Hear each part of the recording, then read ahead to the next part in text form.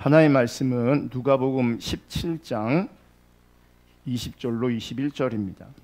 누가복음 17장 20절 21절 우리 한 목소리로 읽겠습니다. 시작. 바리새인들이 하나님 나라가 어느 때 임하나이까 묻거늘 예수께서 대답하여 이르시되 하나님 나라는 볼 수 있게 임하는 것이 아니요 또 여기 있다 저기 있다고도 못하리니 하나님 나라는 너희 안에 있느니라. 아멘. 지금 우리는 천국에 대해서 나누고 있습니다. 그리고 지난주까지는 누가 천국에 갈 수 있는가 라고 하는 주제를 나누었습니다. 여러분, 천국은 하나님 나라를 말합니다. 하나님 나라. 그리고 하나님 나라는 이 땅에 임하는 사랑이 넘치는 생명의 나라, 영생의 나라로서 회개한 자들이 그 나라를 누릴 수 있게 됩니다. 그러니까 하나님 나라로 하나님께로 전향되어야 합니다. 회개하지 않으면, 돌이켜지지 않으면 하나님 나라를 누릴 수 없습니다. 그리고 하나님 나라는 거듭난 자, 그리고 자기를 포기하고 어린아이같이 순수하며 정의로운 사람이 들어갈 수 있는 나라입니다. 이제 마지막 질문이 하나 남았는데, 그러면 이 천국은 이 땅에 어떻게 임하는가? 천국은 어떻게 확장되어지고 천국은 어떻게 이루어지는가? 여러분, 우리 예수 믿는 사람들에게 천국에 대한 오해가 있습니다. 그것은 하나님 나라는 이 세상과는 관계없는 내세로 이해하는 겁니다. 내세로. 그러니까 천국이라는 말이 우리가 굉장히 많이 사용되어 있잖아요. 천국이 뭐예요? 하늘나라예요. 문자적으로 풀면. 그래서 하늘나라. 그러니까 이 땅하고는, 이 세상하고는 상관없는 개념으로 천국을 이해하는 겁니다. 그래서 천국을 내세로 이해하는 거죠. 그게 하나님 나라를 축소시켜서 이해하는 거예요. 왜곡돼 이해하는 거예요. 그러니까 잘못된 이해가 되는 겁니다. 천국은 하늘에 있는 나라가 아니라 하나님 나라는 거예요. 하나님 나라. 그리고 하나님 나라는 이 땅에 임하는 겁니다. 이 땅에. 그래서 하나님 나라를 우리가 배울 때 아주 중요한 개념이 뭐냐면, 하나님 나라는 이미 왔고 아직 오지 않았다. 자, 하나님 나라가 이미 왔다면 그 나라는 이 땅 가운데 임하는 거죠. 여기에 임한 거예요. 그러니까 하나님 나라는요, 지금 임해야 되는 거예요. 여러분에게 하나님 나라가 지금 임해 있어야 되는 거예요. 그래서 나중에도 임하게 되는 거예요. 그래서 지금 있어야 나중도 있는 것이고, 지금 없으면 나중도 없습니다. 여러분, 하나님 나라는 지금 임하되 하나님의 능력을 입은 교회 공동체가 이 세상에 하나님의 가치, 하나님 나라의 가치를 구현하며 실제적 변화를 일으키면서 임하는 거예요. 하나님 나라는 그냥 임하는 게 아니에요. 하나님의 능력을 입은 교회 공동체가 이 세상에서 하나님의 가치, 하나님 나라의 가치를 구현하면서 실제적 변화를 일으키는 거죠. 그러면 실제적 변화를 일으키려면 전제가 있어요. 내가 먼저 변해야 돼요. 그리고 내가 변해가고 있어야 돼요. 그래야 변화를 일으킬 수 있게 되어지는 겁니다. 아멘. 이제 그 부분을 하나하나 살펴볼 건데, 첫째는 능력. 여러분, 하나님 나라는 인간의 능력으로 이루어지지 않습니다. 여러분, 인류 역사를 보면 인간 사회에 심한 불평등이 있습니다. 불평등. 이 불평등의 문제는 예나 지금이나 모양이나 제도와 상관없이 지속되고 있습니다. 제가 어느 심리학자의 강의를 들었는데, 그분이 이제 이 불평등에 관한 얘기를 하면서 통계를 냈어요. 통계를 보여주더라고요. 근데 그 통계를 보고 경악했습니다. 극단적인 불평등의 모습이 우리가 살고 있는 이 시대에 나타나고 있어요. 상위 1%의 재산이 나머지 99%가 가진 재산의 2배가 넘는데요. 그러니까 1대 99인데 그 1이 가진 재산이 나머지 사람들이 가진 재산의 2배가 넘는데요. 8명의 부자가, 그러니까 슈퍼리치죠. 엄청난 부자. 8명의 부자가 전 세계 하위 36억 명의 재산을 합한 것보다 많은 재산을 보유하고 있대요. 8명이 36억 명의 사람들보다 8명이 더 많은 재산을 가지고 있대요. 세계 최상위 부자 2천여 명의 재산이 세계 인구의 60%인 46억 명의 재산보다 많대요. 엄청난 불균형인 거죠. 엄청난.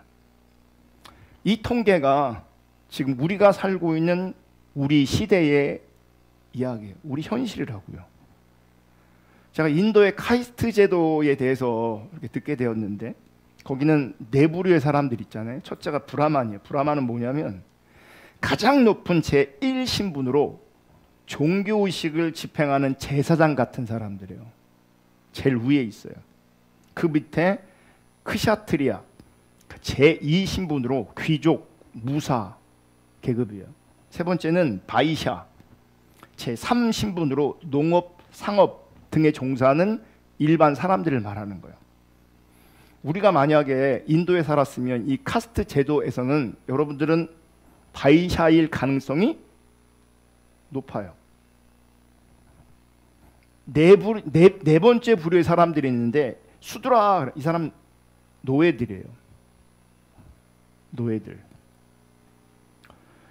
그런데 이 카스트 제도를 가만히 보면요, 불평등하잖아요. 계급이 나누어져 있단 말이에요. 그런데 브라만에 속한 이 기득권 세력은 이 계급 사회를 고착화시킵니다. 그것을 종교적으로 정당화시킵니다. 왠지 아세요? 자기가 최고의 자리에 있으니까, 기득권을 가지고 있으니까 그것을 누리기를 원하는 거지, 이게 해체되거나 깨지는 걸 원하지 않아요. 그래서 이 제도를 더 공고히 합니다. 종교를 통해서, 제도를 통해서, 문화를 통해서 공고히 해요. 공고히. 한때 이 카스트 제도의 불평등을 개혁한 종교가 생겼어요. 그게 뭔지 아세요? 그게 불교예요. 모든 사람은 평등하다. 그래서 불교가 이게 항상 일어났는데, 부흥이 일어났는데, 기득권에 의해서 불교는 쇠퇴하고요, 계급 사회를 여전히 인정하는 힌두교가 다시금 득세하게 되는 거예요. 누가 만든지 아세요? 일부류에 있는 사람들이 다시금 돌려버리는 거죠. 그 기득권을 지키고 유지하려고. 그러면 뭐가 해결되지 않아요? 이 불평등의 문제가 해결되지 않아요.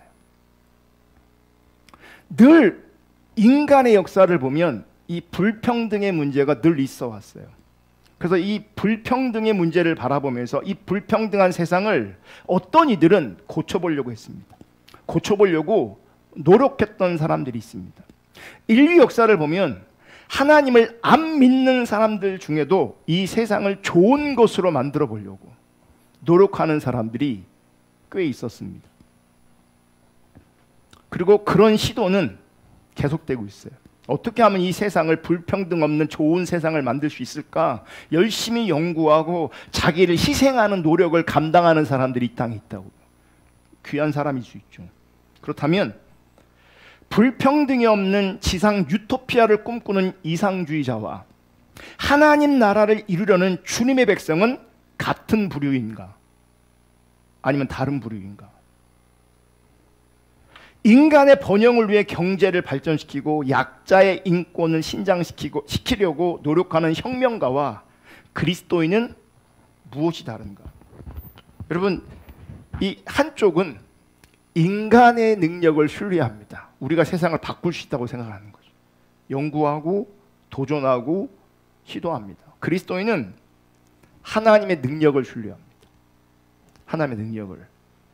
여러분, 하나님 없는 지상 천국을 꿈꾸는 사람은 인간의 노력을 굉장히 중요하게 여겨요. 그래서 인간의 교육, 절제, 노력을 통해 이상적인 사회 건설이 가능하다고 그들은 여깁니다. 그러나 그리스도인은, 성경은 그것에 동의하지 않습니다. 왜냐하면 하나님 나라는 하나님의 능력으로 이루어지기 때문에 그래요. 인간의 능력으로 이루어지는 게 아니라 하나님의 능력으로 이루어지는 겁니다. 고린도전서 4장 20절에 그래서 이렇게 말해요. 하나님 나라는 말에 있지 않고 말에 있지 아니하고 오직 능력에 있습니다. 하나님 나라는 말에 있지 않아요. 능력에 있대요. 그래서 하나님 나라는 하나님의 능력으로 이루시는 겁니다. 여러분, 하나님의 형상으로 선하게 창조된 인간은 사단의 유혹에 빠져서 범죄함으로 타락하게 되었고, 그러므로 스스로 선을 행한 능력을 상실하게 되었어요. 우리 인간은 스스로 선하게 살 수 있는 그 능력이 있다고요? 없다고요? 없다고요. 타락으로 훼손된 하나님의 형상은 여전히 살아있어서 하나님을 갈구하고 양심이 외치는 정의 소리를 듣고 이웃을 동정하기는 하지만 때로는 죄악 아래 있기 때문에 여전히 인간은 이기적이고 교만하고 탐욕을 추구할 수밖에 없어요. 무슨 얘기냐면, 여러분, 가끔 선한 일을 한다고 인간이 선한 존재가 아니에요. 어쩌다 선한 일을 한다고 인간이 선한 게 아니에요. 선한 가치에 동의한다고 해서 인간이 선한 게 아니에요. 예를 들어서 여러분, 나쁜 깡패가 있어요. 이 깡패가 걸어가고 있는데 저기 위에서 한 아줌마가 소리를 질러요. 유모차를 놓쳐버린 거예요. 유모차가 혼자 아래로 내려오고 있어요. 누군가가 유모차를 잡아주지 않으면 그 아이는 크게 다칠 수도 있고 죽을 수도 있어요. 그러면 이 깡패는 나쁜 놈이잖아요. 그 유모차를 잡을까요? 안 잡을까요? 잡아요? 안 잡아요? 당연히 잡죠. 지금 이 깡패는, 이 나쁜 놈은 착한 일을 한 거예요. 선한 일을 한 거예요. 그럼에도 불구하고 그 깡패는 선하지 않아요. 선하지 않은 거예요. 우리 인간은 다 죄인이에요. 가끔 어쩌다 선한 일을 한다고 해서 선한 존재가 되는 게 아니에요. 그런데 우리는 내가 선한 직업을 가지고 있다고, 선한 가치에 동의하고 있다고, 가끔 선한 일을 하고 있다고 자기가 선한 사람이라고 생각해요. 인간은 존재론적으로 다 죄인이에요. 아멘. 그러므로 인간의 노력으로 좋은 세상을 이루지 못하는 것은 너무나 당연해요. 죄인이 선하지 않은 존재가 좋은 세상을 만든다, 아름다운 세상을 만든다, 이게 가능하지 않은 겁니다. 여러분, 인간의 노력으로 좋은 세상을 이루지 못한 사례를 우리는 역사적으로 공산주의 혁명에서 발견할 수 있습니다. 좋은 세상 만든다고 하는 거거든요. 불평등을 깨자는 거거든요. 근데 그들의 노력과 그들의 혁명은 실패했습니다. 공산혁명은 땅을 매개로 인간을 노예 삼는 봉건 질서를 몰아내는 혁명에는 성공한 것처럼 보였습니다. 하지만 공산주의 결과는 참담했습니다. 혁명에 성공한 인간은 여전히 이기적이고 정치는 타락했습니다. 이론은 교조적으로 경직되었고 반대파는 숙청되었습니다. 그래서 백성은 여전히 굶주리고 간부들은 부자가 되었어요. 그러니까 고통당하다가 억압당하다가 이건 세상이 아니야, 이건 불평등해, 바꿔야 돼, 바꿨어요. 근데 사람만, 위치만 바뀌지 불평등은 안 바뀌는 거예요. 왠지 아세요? 인간이 타락한 존재이기 때문에, 인간은 이기적인 존재이기 때문에 그래요. 1위를 몰아낸 양은 다시 1위가 되었어요. 불평등의 문제를 해결하려고 했지만 여전히 그 불평등의 문제는 해결되지 않았어요. 그러면 어떻게 해야 되는가? 어떻게 이런 문제들을 해결할 수 있는가? 먼저요, 인간의 심령 깊숙이 뿌리 박은 이 죄의 문제가 먼저 해결되어져야 돼요. 그래서 세상도 그러잖아요. 사람 안 변한다. 걸레는 빨아도 걸레거든. 사람은 안 바뀌어요. 왜 안 바뀌냐면 이 죄의 문제가 해결되지 않으면 사람은 안 바뀌어요. 죄의 문제가 해결되어져야 그 사람이 바뀌는 거예요. 근데 그 죄가 뭐예요? 자기중심성이에요. 자기중심성으로 나타나고 있어요. 그러니까 이 자기중심성, 이 죄의 문제가 해결되지 않으면 그 어떤 인간이라도 안 바뀝니다. 안 바뀌어요. 그래서 이 죄의 문제부터 해결해야 돼요. 물론 사회 구조의 변화를 위해서 분명히 노력해야 되는 건 맞습니다. 궁극적으로 인간의 변화 없이, 인간의 자기 변화 없이 세상의 변화는 없습니다. 그래서 세상은 여전한 거예요. 그 역사가 반복된다 그러잖아요. 분명히 세상은 달라지고 있고 달라졌어요. 그럼에도 불구하고 안 달라졌어요. 불평등은 여전해요. 그 모든 것이 죄악의 문제이고 그 문제의 유일한 해답은 예수 그리스도밖에 없습니다. 그러니까 하나님 나라가 우리 가운데 임해야 되는 거예요.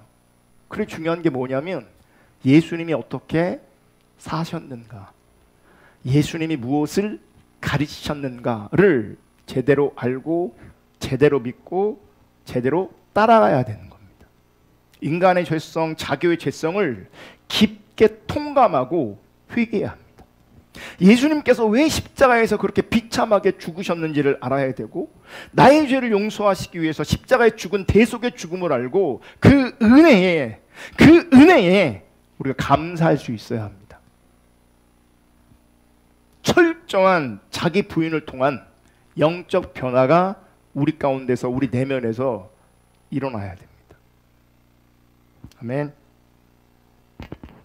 여러분, 내면의 영적 변화는 인간의 절제력으로 가능한 게 아니에요. 사실 인간은 자원이 없기 때문에 우리의 어떤 능력과 의지를 가지고서는 불가능한 거예요.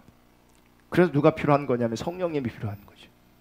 우리가 진짜 변하려면, 우리가 죄의 문제를 진짜 해결하려면 성령님이 오셔야 돼요. 아멘. 그래서 마태복음 12장 28절에 이렇게 말씀하세요. 그러나 내가 하나님의 성령을 힘입어 귀신을 쫓아내는 것이면 하나님 나라가 이미 너희에게 임하였느니라. 하나님 나라는 하나님의 능력이 나타나는 나라예요. 하나님의 능력이. 인간의 노력으로 하나님 나라는 이루어지지 않습니다. 그래서 우리의 노력만 가지고는요 금방 실패하게 됩니다. 그러니까 개인이 주님을 따라가는 것도요 내 자원으로 내 노력으로 따라가려고 하면 금방 실패합니다. 뭐가 빠져버리면? 성령님이 빠져버리면. 근데 우리는 성령님 없는 자리에서 시도했다 실패하고 또 시도했다 실패하고 많은 사람들이 이거를 반복해요. 그러니까 진짜 근본적인 문제는 이 죄의 문제이고 예수 그리스도를 얼마나 아느냐 사랑하느냐의 문제인데 이게 그래서 우리가 본질이라고 말하는데 본질적으로 접근되어 있지 않은 거죠. 본질을 듣고 배움에도 불구하고 신앙생활의 접근이 율법주의적인 접근으로 해요. 내가 시도를 해요. 여전히. 그리고 실패해요. 그게 내 본성이 안 되는 거예요. 사실은 우리가 열심히 성령님을 의지하여 성령님이 역사하시면요 그 성령님이 일하심으로 말미암아 안 되는 게 천성처럼 되는 거예요. 안 되는 게 되는 거예요. 안 되는 게. 할 수 없는 게 가능해지는 거예요. 그리고 이렇게 반복적으로 신실하게 주님을 따라가다 보면 그게 내 천성처럼 되는 거예요. 거룩한 성품을 배워가는 거죠. 거룩한 성품이 나를 통해 드러나는 거예요. 애쓰고 힘쓰지 않아도 당연한 것이 되는 거예요. 우리는요 육을 위한 그 모든 것들은 너무나 자연스럽게 돼요. 육을 위한 것은 너무나 힘 안 들이고도 다 돼요. 왜요? 그게 본성이기 때문에 그래요. 그게 본성이라고. 그래서 우리는 조금만 내 본성에서 어긋난 것이라면 힘들어하고 어려워해요. 이걸 바꿔야죠. 이걸 어떻게 바꿀 수 있냐? 내 노력으로 바꿔지는 게 아니라고요. 분명히 노력하고 의지를 기르는 게 마땅하지만 그것만 가지고 절대 가능하지 않아요. 내 노력만 남아있고 내 의지만 남아있으면 시간이 가면 갈수록 실패하게 돼 있어요. 왜냐하면 우리는 그런 존재가 아니거든요. 우리가 그렇게 신실한 존재가 아니에요. 우리가 그렇게 거룩한 존재가 아니에요. 그래서 신앙의 세계에 발을 들여놓고 알면 알수록 우리는 겸손하게 성령님을 의지할 수밖에 없는 거예요. 그분이 도와주셔야 돼요. 그분이 함께 하셔야 돼요. 하나님 나라는 하나님의 능력이 나타나는 나라예요.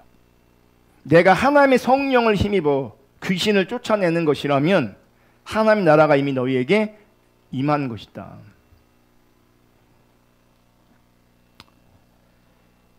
하나님이 임해야, 성령이 임해야 하나님 나라가 임한 것이라면 인간이 할 일은 없나? 그렇지 않아요.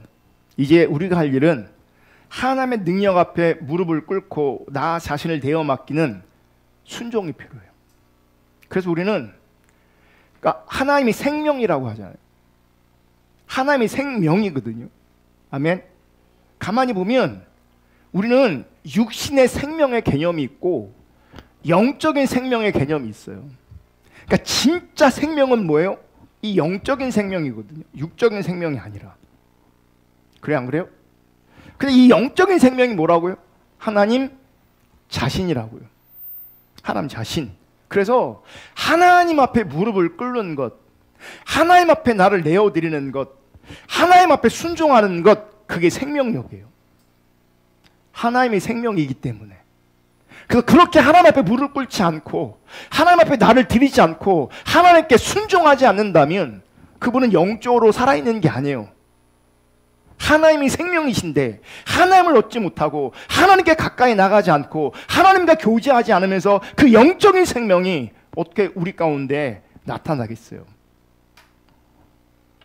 그래서 생명이 소중하다면 그 생명을 얻고 그 생명을 유지하기 위한 대가를 치러야 돼요. 그게 주님을 따라가는 것이고 그게 하나님의 뜻과 기준을 세워서 그분께 순종하는 거예요. 아멘. 그런데 타락한 존재이기 때문에 어쩔 수 없는 것도 있고 당연한 것도 있는데 우리의 인식 안에서 하나님이 생명입니다. 하나님 앞에 무릎을 꿇고 그분께 드리고 그분께 순종해야 우리가 삽니다. 하나님 그분이 생명이기 때문에 그 생명을 누려야 됩니다. 이렇게 말하면 원론적으로는 동의하는데 실제는요 힘들다 그럽니다. 그리고 어렵다 그럽니다. 부담스러워합니다. 그러면서 이 하나님 나라, 이 은혜 이런 것들이 어느 날 갑자기 나한테 뚝 떨어지듯이 임하기를 원해요. 뚝 떨어지듯이.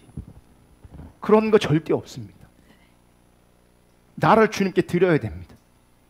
왕이신 주님 앞에 무릎을 꿇어야 됩니다. 하나님의 뜻과 기준에 순종해야 그 생명력이 더 왕성해지고 더 강해지는 거죠. 그런데 하나님의 그 생명력 앞에, 하나님의 요구 앞에 힘들다, 어렵다, 부담스럽다 이 얘기가 사실은 거짓말이에요. 왜냐하면 육을 위한 생명 앞에는 우리가 그렇게 하지 않아요. 암이 걸렸어요? 수술해야 산대요. 대부분의 대전 사람들이 서울에 올라갑니다. 왜요? 생명이 소중하니까. 살려야 되니까. 고쳐야 되니까. 가까운 데 있거든요. 병원 많거든요. 가까운 데 안 갑니다. 멀리 갑니다. 엄청난 대가를 치러야 되거든요. 근데도 갑니다. 왜요? 생명이 소중하니까. 생명을 살려야 되니까. 고쳐준다니까. 그럼 왜 하나님 앞에서는 부담스럽고 힘들고 어렵다고 말하냐? 하나님의 생명으로 인식되지 않는 거예요. 생명으로 인식되지 않기 때문에 어렵고 부담스럽고 힘든 거예요. 그게 생명으로 인식되면요 대가를 치르게 돼 있다니 당연하다니까요. 우리가 생명을 살리기 위해 서울에 가는 것처럼 치료받기 위해 서울을 가는 것처럼 그게 이상한 게 아니잖아요. 이상합니까? 가까운 데서 수술 받도 이런 사람 없어요. 다 서울 가라고 권면해요. 근데 그런데 왜 영적으로는 그렇게 안 되냐고. 정말 주님 따라감에 있어서 대가를 치르고 조종하고 그분의 뜻 앞에 순종하고 무릎을 꿇고 하는 것은 힘들어한다니까요. 생각을 많이 한다니까요. 복잡하다니까요. 왠지 아세요? 주님이 생명이 아니라서 그래요. 살고 싶지 않은 거죠. 영적으로는 여전히 하나님 앞에 나와서도 육적으로 살고 싶은 거예요. 그게 기복신앙이에요. 그게 거짓신앙이라고요. 여러분, 하나님 나라는 인간의 능력이 아니라 하나님의 능력으로 성취되는 나라입니다. 그래서 하나님의 능력이 나타나고 있다면 이미 하나님 나라는 그곳에 임해 있는 거예요. 또 하나님의 기준이 내 삶에 지금 통하고 있다. 그 사람에게 지금 하나님 나라가 임하는 거예요. 하나님의 능력으로 함께 하시고 하나님의 뜻과 기준으로 함께 할 때에 이미 그것이 그곳에 하나님 나라가 임한 거예요. 아멘. 근데 하나님이 막연해. 하나님이 없어. 거기 하나님 나라가 임하는 게 아니에요. 그러니까 힘들고 어려운 거죠. 성경 읽기도 힘들고 기도하는 것도 힘들고 예배도 힘들고 삶의 자리에 주님을 따라가는 것도 힘들고 뭐가 하나님 뜻인지 보여지지도 않고 인식되지도 않고 능력으로 하나님께서 능력으로 임재하시는 그곳, 하나님의 기준이 통하고 있는 그곳이 하나님 나라예요. 내가 주님을 따라가고 있다면, 주님의 뜻에 순종하고 있다면 거기 하나님 나라가 임하는 거예요. 이미. 아멘. 그래서 회개하고 죄사함 받고 성령을 받은 자를 통해 이미 하나님 나라는 왔고 움직이고 있어요. 이런 사람들을 통해. 아멘. 그리고 성령의 음성을 듣고 순종함으로 말미암아 하나님 나라는 확장되어지는 거예요. 확장. 그렇다면 이렇게 변화받은 사람은 어떻게 하나님 나라 역사에 참여할 수 있는가? 여러분, 그래서 중요한 게 이제 교회입니다. 교회. 여러분, 우리가 신앙생활하면서 너무 중요한 요소 중에 하나가 뭐냐면 교회입니다. 오늘날 너무 교회들이 타락해서 갈 교회가 없다고 하소연하면서 교회를 안 나가는 사람들이 있습니다. 저는 그들의 심정을 충분히 이해합니다. 제가요, 어떤 분이 어느 지역에서 혹은 이사가고 교회를 소개시켜달라 그러면 옛날에는 이런저런 제안을 했어요. 가까운 교회가 좋은 교회요, 아니면 뭐 같은 교단을 소개시켜주든지 유명한 교회를 소개시켜주든지 그럴 수 있거든요. 지금은 교회를 소개시켜줄 수가 없어요. 내가 보기에 신뢰할 만하고 믿을 만한 교회가 잘 안 보여요. 현실이 그래요. 그래서 어떤 이들은 교회에 실망하고 시험이 들어서 교회를, 신앙생활을 계속 하고 싶은데 안 보이는 거죠. 갈 데가 없는 거죠. 그럼 그분들을 소위 가나안 교인이라고 그래요. 안 나갈 교회. 교인이긴 한데 하나님 믿는다고 신앙은 고백하고 있는데 교회에 붙어있지 않은 거죠. 충분히 그들의 심정은 이해하지만 그럼에도 불구하고 교회와 함께하지 않으면 성경이 말하는 참된 신앙은 아니에요. 정교회가 없다. 교회를 세워야 돼요. 그러면 웃을 일이 아니에요. 교회를 세워야 돼요. 마음 맞는 사람, 그런 가치를 추구하는 사람들 찾아야 되고 교회를 세워야 돼요. 없으면 그게 사는 길이에요. 하나님은 변해된 사람들을 통해서, 더 나아가 그들의 모임인 교회 공동체를 통해서 하나님 나라가 경험되어지고 하나님 나라가 확장되어지길 원하십니다. 여러분, 예수님 당시 바리새인들은 하나님 나라가 임하는 시기에 관심이 많았어요. 그래서 예수님께 물었어요. 그게 오늘 본문이었어요. 누가복음 17장 20절. 바리새인들이 하나님의 나라가 어느 때 임하나이까? 하나님 나라가 언제 임합니까? 왜 이런 얘기 하는지 아십니까? 메시아를 기다리고 있었거든요. 그들은 왜 메시아를 기다리고 있었는가? 메시아가 와서 자기들이 지금 억압 아래 있는데 그 억압을 깨고 로마를 깨고 주체적인 나라가 되어서 자기들이 통치하고 다스리는 그런 기대와 열망이 있었거든요. 그럼 누구를 위한 열망이에요 이게? 메시아를 왜 기다려요? 메시아 하나님 기다리는 겁니까? 자기를 위해서 하나님을 위해 기다리는 겁니까? 자기들을 위해서 기다리는. 그러니까 그들은 뭐가 중요하냐면 어느 때에 하나님 나라가 오십니까? 어느 때에 메시아가 오십니까? 이게 중요한 거예요. 이게 정말 무서운 것은, 안타까운 것은 예수님 말씀을 보시면 하나님 나라는 이미 왔는데 그들은 이미 온 하나님 나라를 전혀 보지 못하고 예수님 앞에서 언제 하나님 나라가 옵니까? 이러고 있어요. 여러분, 진리가 멀리 있지 않아요. 은혜가 멀리 있지 않아요. 이미 와 있어요. 근데 어떤 이들은 자기 중립적인 자리에서 나에게 은혜가 언제 임하냐, 나에게 하나님 나라가 언제 임하냐 이러고 있다니까요. 이미 왔는데. 예수께 대답하여 이르시되 하나님 나라는 볼 수 있게 임하는 것이 아니요 또 여기 있다 저기 있다고도 못하리니 하나님의 나라는 너희 안에 있느니라. 그러니까 지금 바리새인들은 하나님 나라가 언제 임합니까? 시기, 언제에 관심이 있다면 지금 예수님은 뭘 말씀하시냐면 장소를 말씀하세요. 하나님 나라는 너희 안에 있다. 볼 수 있게 임하는 게 아니다. 여기 있다 저기 있다 하는 게 아니다.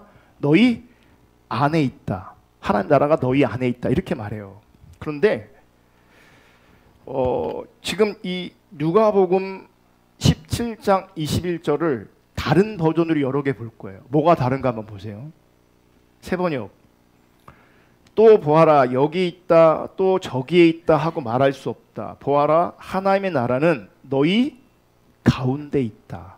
개역성경 어떻게 돼 있어요? 너희 안에 있다고 돼 있는데, 너희 안에 있다고 돼 있는데 세번역은 너희 가운데 있다. 좀 다르죠. 공동번역.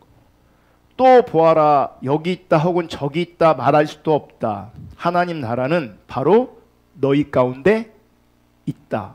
자, 1대2예요. 그죠? 하나는 너희 안에, 지금 세번역 너희들 가운데, 공동번역 너희들 가운데. 하나 더 볼게요. 쉬운 성경.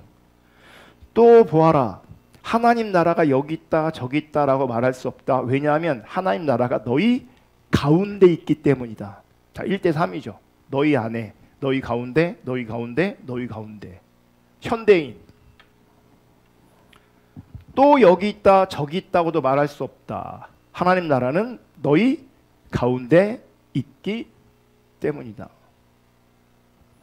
개역 성경은 너희 안에 있다라고 번역하고 표현하고 있는데, 너희 안에 있다라고 만약 해석하면 하나님 나라는 우리 마음에 있다, 우리 마음에 있다, 우리 안에 있다 이렇게 해석할 수 있는 여지가 생기는 거죠. 그래서 예전에 정말 많은 목사님들이 이렇게 설교 많이 했어요. 하나님 나라는 여기 있다 저기 있다 하는 것이 아닙니다. 하나님 나라는 여러분 마음 가운데 있습니다. 이렇게 설교 많이 했어요. 여러분 마음 안에 있다고. 들어봤어요? 근데 문맥을 가만 보세요. 문맥을 보시면 지금 하나님 나라가 여러분 안에 있습니다, 여러분 마음 안에 있습니다 라고 하는 게 이상해져요. 문맥에서 보면. 왜 이상해지냐? 지금 예수님과 대화하는 사람들이 누구예요? 바리새인들이란 말이에요. 바리새인들. 지금 바리새인들은 예수님을 적대하고 있어요. 대적하고 있어요. 반대하고 있단 말이에요. 그런데 그 바리새인들에게 하나님 나라는 여기 있다 저기 있다 하는 것이 아니라 당신들 마음 안에 있습니다, 이미 하나님 나라가 여러분 안에 있습니다 라고 말하는 게 맞아요, 틀려요? 틀린 거죠. 틀린 거죠. 그래서 대부분의 성경은 뭐라고 번역하고 있냐면 너희 안에 있다 라고 말하는 게 아니라 너희 가운데 있다 혹은 너희 사이에 있다 라고 번역하는 거예요. 뭐냐면 예수님 자신이 하나님 나라로 이미 너희 가운데 있다라고 말하는 거예요. 눈에 보이는 대로 여기 있다 저기 있다가 아니라 하나님이, 예수님이 하나님 나라로 이미 너희 가운데 너희 사이에 있다라고 말하는 거예요. 예수님이 하나님 나라라는 거예요. 아멘. 또 이제 중요한 게 뭐냐면 너희 안에 혹은 너희 가운데 하나님 나라가 임했다라고 하는데 이것도 중요한 건 너희예요. 너희. 그러니까 하나님 나라는 개인에게 하나님 나라가 임하지만 하나님 관점에서 중요한 게 뭐냐면 너희에게 하나님 나라가 임하는 거예요. 그래서 다른 성경 구조를 보면 하나님 나라는 무엇보다도 공동체에 임하는 것을 볼 수 있어요. 그래서 마태복음을 보면 예수님은 하나님 나라의 임재 장소를 뭐라고 표현하냐면 너희에게 임할 것이다 이렇게 돼 있어요. 너희에게. 그러니까 하나님 나라는 복수대명사 너희에게 임하는 거예요. 마태복음 12장 28절 다 같이 읽습니다. 시작. 그러나 내가 하나님의 성령을 힘입어 귀신을 쫓아내는 것이면 하나님 나라가 이미 너희에게 임하였느니라. 하나님 나라가 이미 어디에 임했어요? 너희에게 임했어요. 너희에게. 그러니까 너희는 단수가 아니라 복수잖아요. 그러니까 하나님 나라는 사람들의 모임 안에 임하는 거예요. 그 중요한 게 뭐겠어요? 이제 교회가 중요한 거죠. 우리가 모여 있는 이곳, 함께하는 이곳, 교회. 여기에 하나님 나라가 임하는 거예요. 그래서 하나님의 능력으로 말미암아 영적으로 변화된 사람들이 모여서 하나님을 찬양하고 예수님의 가르침을 되새기고 예수님의 가르침을 되새길 뿐만 아니라 예수님의 가르침을 실천하는 공동체에 하나님 나라가 임하는 거예요. 그리고 그 공동체의 이름을 우리는 교회라고 부르는 거예요. 교회라고. 아멘. 그러면 이제 여기가 우리가 교회가 되려면 전제가 있어요. 이 부분이 제 늘 고민이에요. 그리고 어떻게 한 분 한 분 한 분이 교회로 세워질까라고 하는 부분이 제 고민이에요.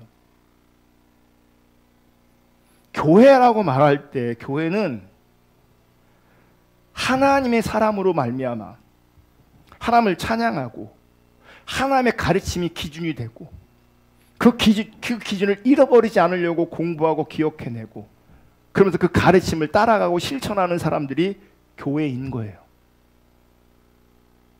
그게 교회예요.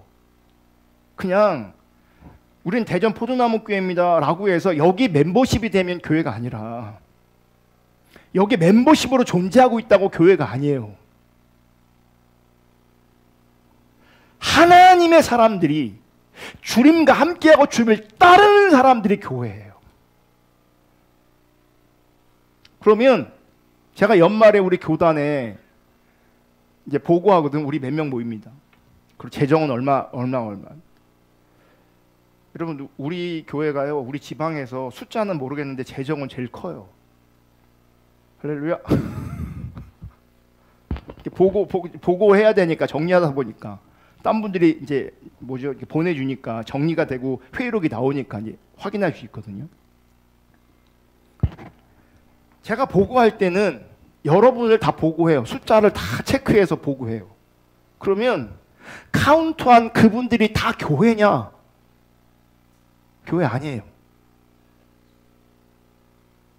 그럼 이곳에 진짜 교회는 누구냐? 나는 진짜 교회 같아요. 손 들어보세요.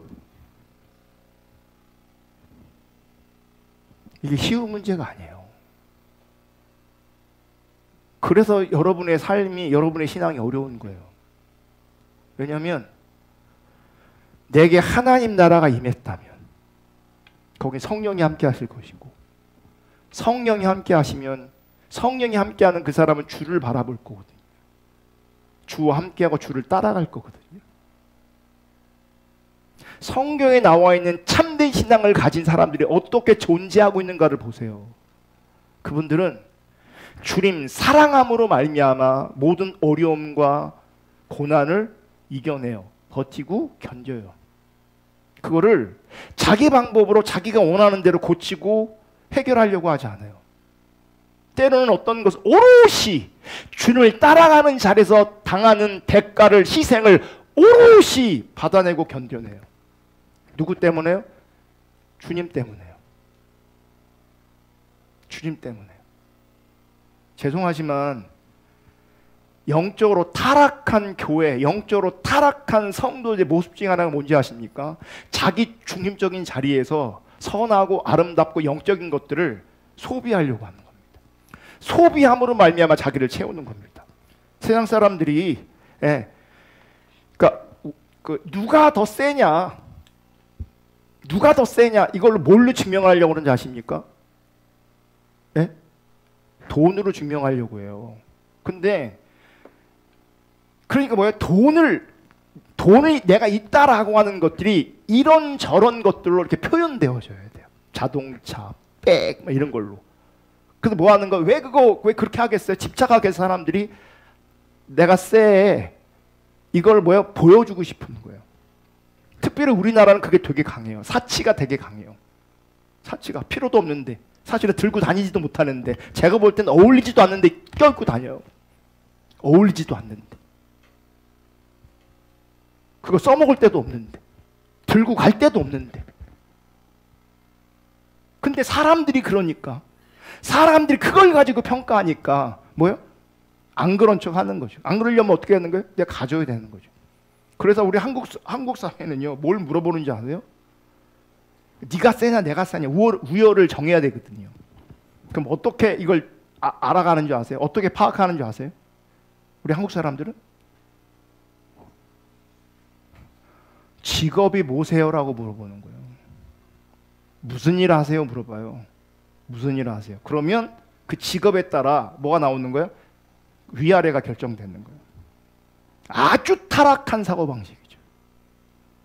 그 사람이 어떤 사람인가를 봐야 되는데 그거 안 물어본다니까. 내가 어떤 사람인가를 안 봐요. 무슨 일 하는가를 봐요. 네. 그러니까 세상에서 헷갈리는 사람들이 있어요. 누군지 아세요? 저 같은 사람이에요. 무슨 일 하세요? 목사입니다. 가늠이 안 돼. 얼마를 버는 사람이지 가늠이 안 돼. 근데 웬만하면 가늠이 다 되게 돼 있어요. 가늠이. 여러분, 우리는요 세상의 가치를 따라가는 사람들이 아니에요. 여러분들이 세상의 가치를 따라가면서 세상 사람들이 세상의 어떤 것들을 소비하면서 그것을 통해서 내가 이런 사람이라고 과시하는 것처럼 영적인 걸 소비하는 사람들이 있어요. 은사가 자기 훈장이 돼요. 그거 영적인 은사를 소비하고 있는 거예요.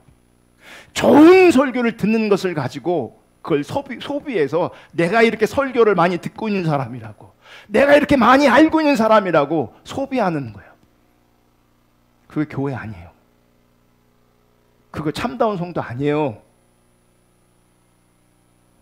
주님을 영접하고 예수가 주가 되고 왕이 돼서 내 삶의 자리에서 주님을 따라가는 사람이 교회예요. 주님을 따라가는 사람이 교회라고요. 그러면 내 삶의 자리에서 어떤 고민이 있어야 되는지 아세요? 오늘 나는 어떻게 주님을 따라갈까? 여야 돼요. 이게 이 질문이 우리 가운데 살아 있어야 돼요. 그래서 정말 많은 사람들이 오늘 나는 뭘 소비할까를 생각해요. 어떻게 해야 무료하지 않고 어떻게 해야 재미있을까를 따져요. 어떻게 해야 돈을 많이 벌 수 있을까를 따져요. 주님을 따라가는 것, 주님과 함께하는 걸 따지는 게 아니라 하나님 나라는 교회에 임해요. 교회는 예수를 따라가는 사람들의 모임이 교회예요. 예수를 따라가지 않으면 교회 아니에요. 그럼 그곳은 하나님 나라가 임하지 않아요. 그래서 여기서도요, 어떤 사람들은 하나님의 임재를 누리고 경험하는 사람들이 있지만 똑같은 자리에 있지만 하나님 나라를 전혀 누리지 못하는 사람들이 있어요. 예배하며 하나님 임재를 누리는 사람이 있지만 예배하는데도 같은 공간에 있으면서도 하나님의 임재를 전혀 누리지 못하는 사람들이 존재한다고요. 하나님이 함께 하시는 사람이 교회고요, 하나님의 임재를 누리지 못하는 사람 교회 아니에요. 지금 하나님 나라가 임하지 않았다면 나중에 아직 안 온 그 하나님 나라도 없어요. 지금 있어야 지금 누려야 나중에도 있는 거예요. 지금 교회여야 나중에도 교회인 거예요. 그러면 교회는 무엇인가? 살펴봐야겠죠. 다음 주. 우리 찬양하고 기도하겠습니다.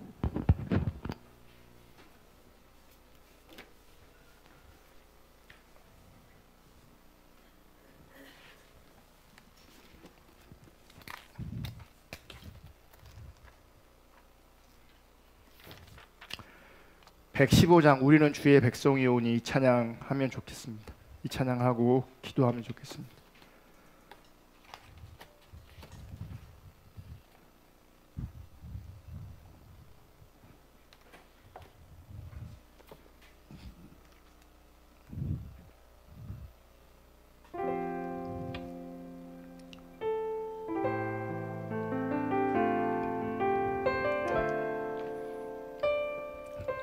우리 찬양하기 전에 이 가사를 좀 묵상해 보면 우리는 주의 백성이오니 그랬어요. 어두운 세상에 우리를 빛으로 부르셨다 그랬어요. 그리고 뭐라고 말하냐면 주의 얼굴을 구할 때 하나님 역사해 주세요 라고 가사는 되어 있어요. 그러니까 주의 백성이 교회가 되는 것이고, 그럼 누가 주의 백성이냐? 어두운 곳에서 불러내셔서 빛으로 부르시고 주의 얼굴을 구하는 자들이 교회가 되고 주의 백성이 되는 거예요. 그리고 그들을 통해서 그 교회가 세워지고 교회가 연합되어지고 그 교회를 통해서 이 땅이 고쳐지기를 원하시는 거예요. 그리고 교회를 통해서 하나님 나라가 임해지는 거예요. 시작은 여러분이 교회여야 돼요. 한 분 한 분이 교회로 세워져야 돼요.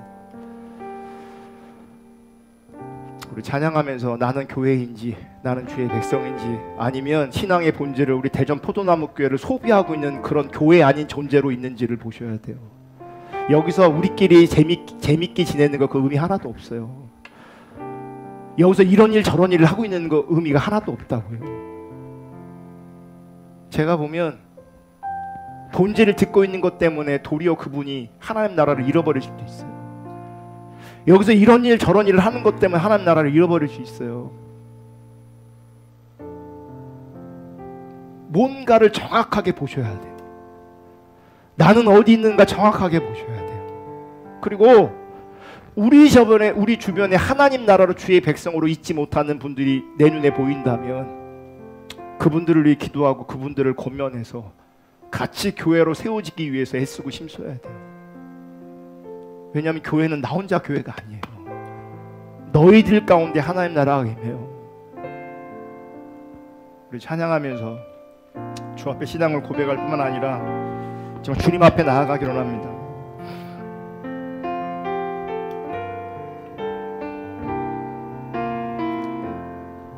우리는 주의 백성이오니 우리는 주의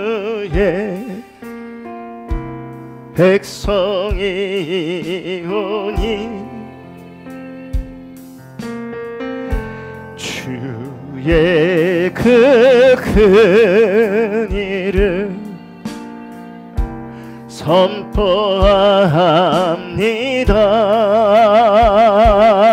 선포합니다. 이곳 어두운 세상에 빛으로 부르셨네. 주의 얼굴 구할 때 역사하소서.